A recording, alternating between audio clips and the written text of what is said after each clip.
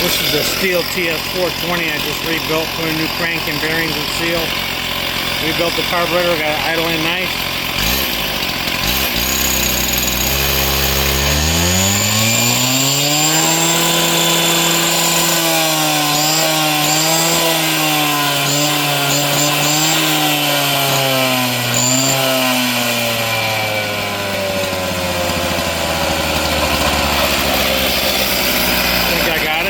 I watched the YouTube. I haven't really worked on these that much, but I believe I got it down.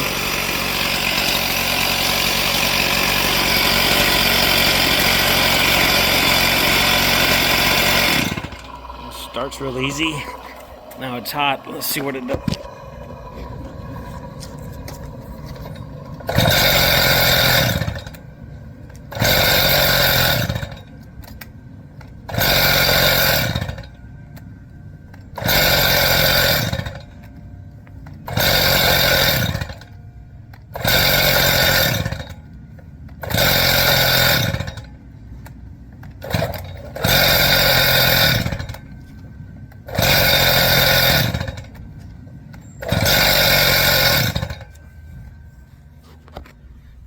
Alright, well that's 10.